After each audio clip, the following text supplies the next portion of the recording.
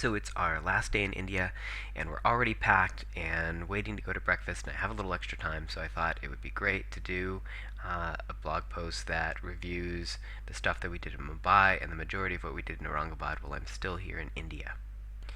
On our second day in Mumbai, we took the special Ramadan street food tour from Reality Tours. And I've been avoiding street food the entire time that I've been here. Don't want to get sick. I'm going to knock on wood here. We got one final day and still no stomach upsets. And so this was a little bit of a risk, but it was a calculated risk. Everything on the tour was going to be halal, which is sort of like the Muslims' version of kosher. So the food preparation was going to be very, very clean. And of course, this was a tour, so they would take you to spots that they use every day. So hopefully they would know whether something was making their customers sick. To the upper left, you can see some of the tandoori specialties that we had, very meaty but very good.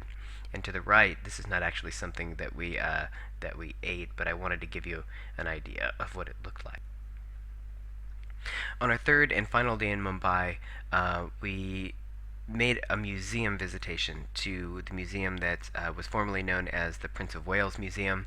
It's got a pretty decent collection, a little bit spare, and maybe it's just set up a little bit more for sort of general education. So we weren't super thrilled, but the architecture was fantastic. And what you can see also to the right is the UNESCO World Heritage Site. It's the Victoria Terminus.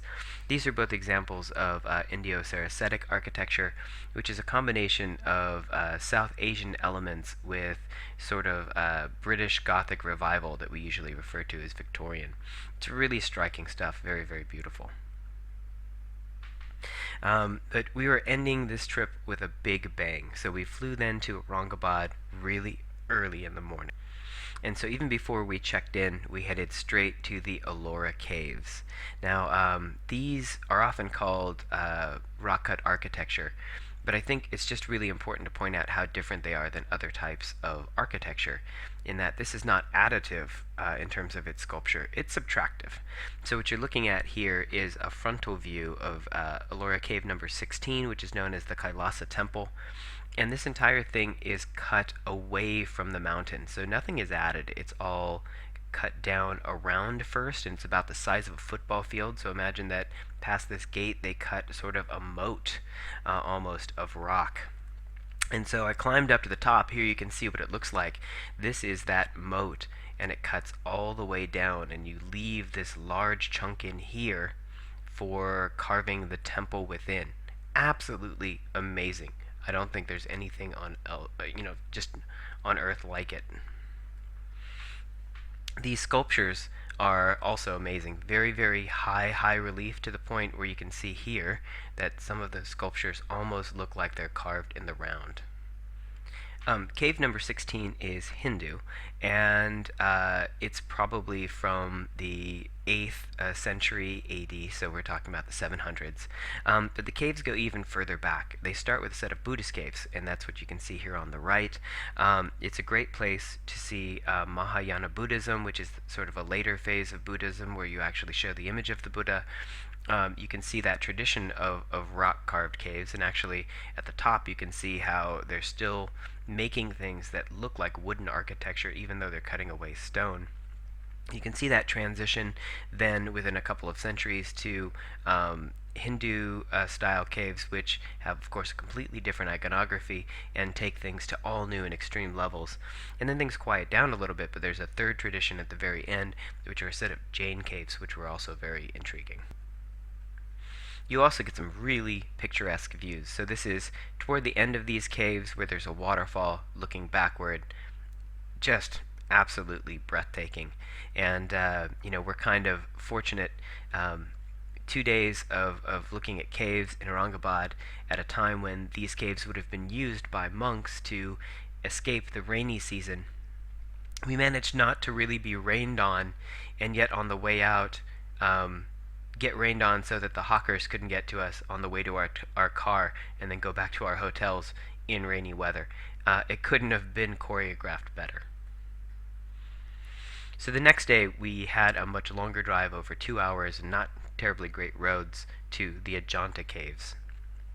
The Ajanta caves are an earlier set of caves, and you can actually they're all Buddhist, and you can actually watch Buddhism go through its first two major phases. In the first, to the left, you can see there's no image of the Buddha in the prayer hall, the the Chaicha hall, the sort of the temple.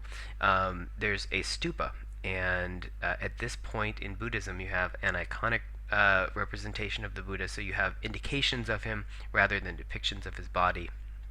Stupas are meant to indicate that relics, ashes of the Buddha and such, are there. One circumambulates them, thinks about them, but does not actually look at images of the Buddha.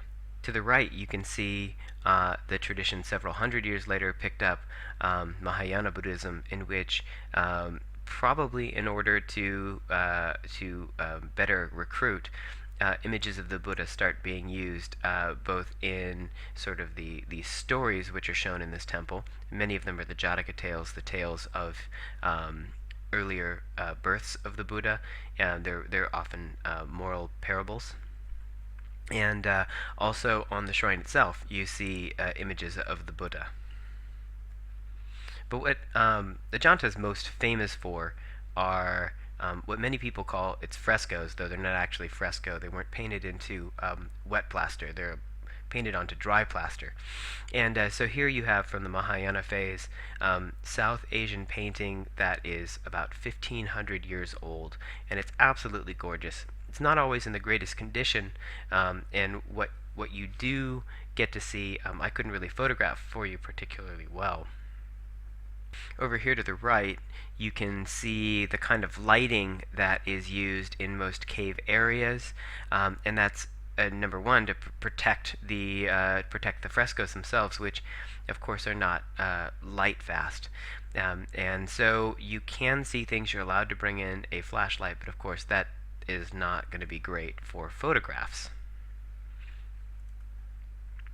And great care has to be taken. I did not have a problem with not being able to see those things as well as possible, because it will save them for future generations.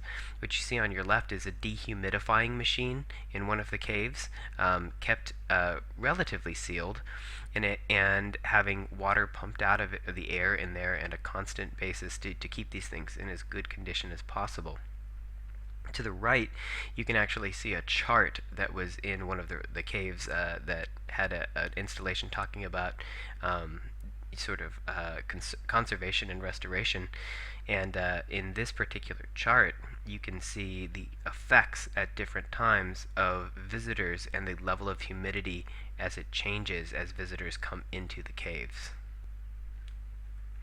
And so I'm going to end this blog post with what was just an absolutely magnificent view, so big that you can't really see it. So I have to do a three-part panoramic here.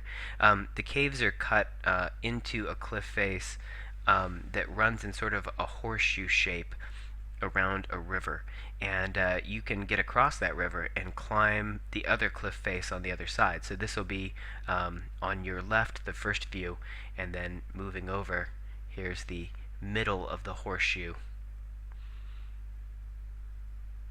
And then finally, the far right with the entrance. It's really unphotographable. It has to be seen, and I think I have a much better idea of how to talk about this set of caves when I teach the Survey of Asian Art this fall. Alright, so that's my last blog post from India. I'll do one more when I get back. Today we have two sites on the agenda, which are going to be the Aurangabad caves, much smaller in scope, but I hear still worth checking out, and a place that's referred to as sort of the mini or the fake Taj, which is a replica done after the time of Aurangzeb, in which they try to make a new Taj Mahal, but of course the contrast, I'm told, is pretty stark. So I'll have images of that. But of course, the majority of my travel at this point is no longer in India, but the 5 hours of flight and layover getting to Mumbai from here, and then the 24 hours, including another 3-hour layover in Holland to get us back to San Francisco, with, of course, a couple more hours of driving. So, Few days on the road. That's kind of what it takes if you're going to get halfway around the world. So I'll have one more for you in a few days.